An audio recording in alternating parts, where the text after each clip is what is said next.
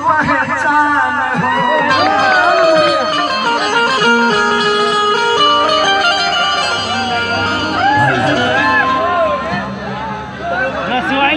शायद मेरी किस्मत में ही तू नहीं है।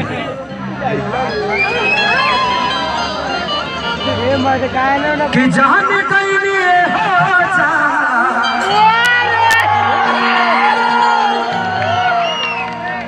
ज़्यादा गहरी जा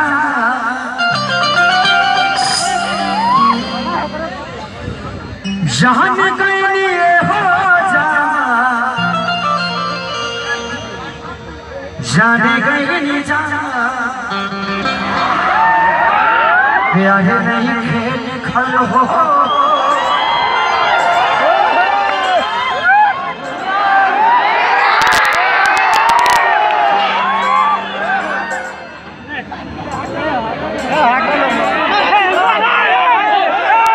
कि प्यार नहीं खेल खल।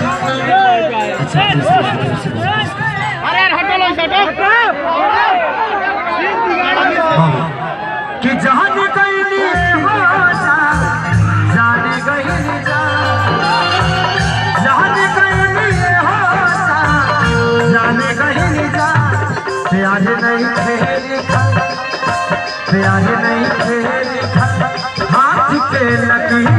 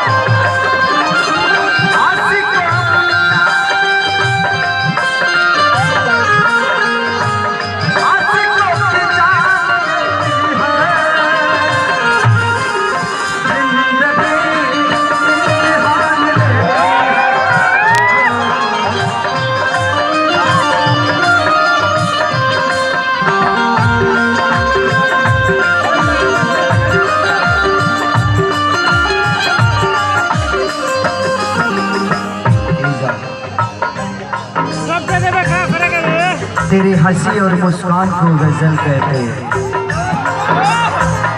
एक ही बार दे दीजिए ना, इतना दे दीजिए। और है तो और लेके आइए। हाँ प्रिंस जी के सर जी की तरफ से अब मनोज भी और है तो और लेके आ जाइए। एक ही बार दे दीजिए, आप भी अस्थिर हम भी अस्थिर। तेरी हंसी और मुस्कान को गजल कहते हैं। तेरी निर्विशी आंखों को नील कमल कहते हैं। अगर यकीन ना आए तो खुदाई ना उठा कर देते, क्योंकि देखने वाले तुझे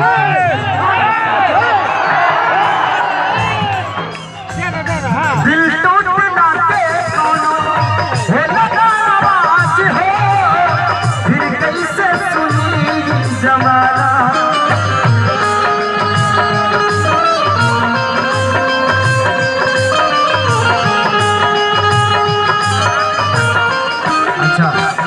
शरद भाई की तरफ से बहुत पुरस्कार आशीर्वाद करते सभी का। हाँ वो तो वीरेंद्र भैया तो हमारे घर पे आते हैं। अच्छा आप लोग बैठ जाइए, थोड़ा सा डिस्टर्ब होगा अभी, मैं बतियाता हूँ। दिल टूटना के कोनो है लगा आवाज है, फिर कैसे सुनी जमाना।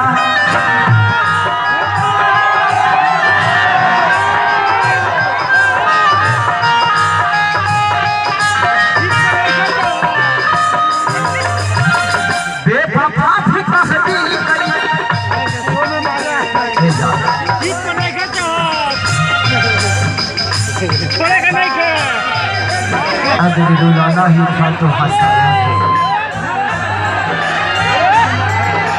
अगर रुलाना ही था तो हंसाया क्यों, अगर दूर ही जाना था तो फंसाया क्यों।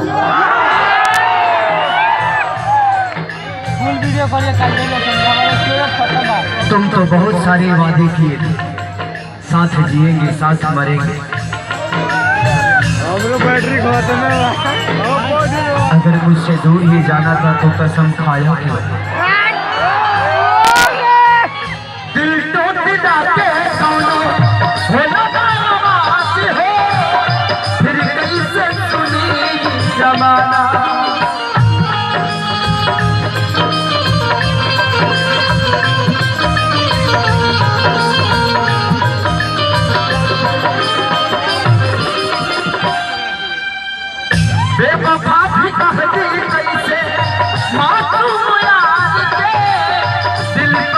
कोई दीवाना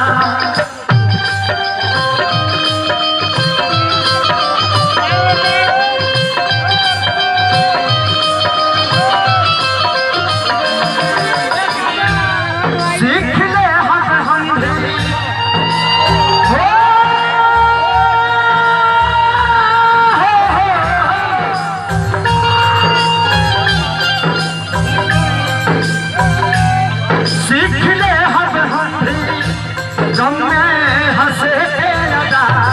अब जिए के पड़ी अब जिए के पड़ी प्रीतिया के पीर में नहीं खुद तकदीर मेरे प्यार नहीं खेल हाथ के लकीर में नहीं खुद तकदीर मेरे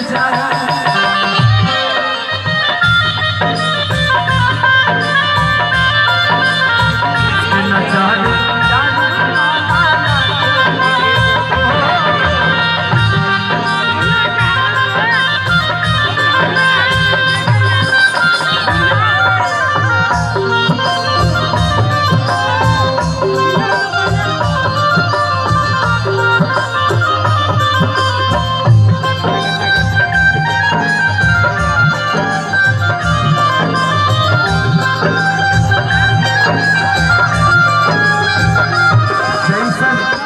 चले रहे हम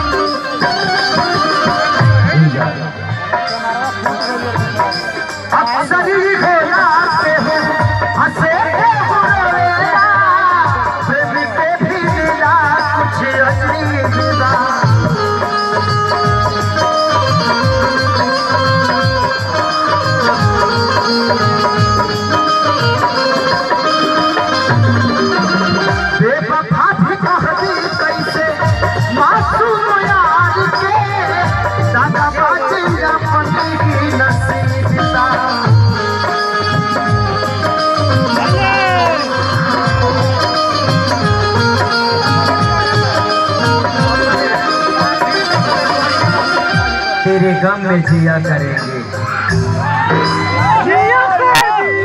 तेरे गम में जिया करेंगे अगर गम कम नहीं होगा तो पिया करेंगे लेकिन याद रखना हम मर जाने के बाद भी यमराज के मोबाइल से तेरे मोबाइल पे मैसेज दिया करेंगे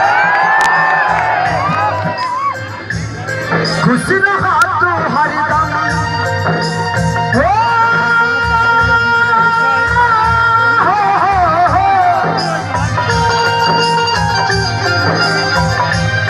खुश रहा तो हरदम दिल से ही है बात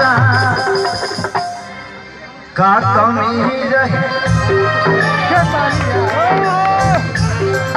का कमी रहे खेसरिया यही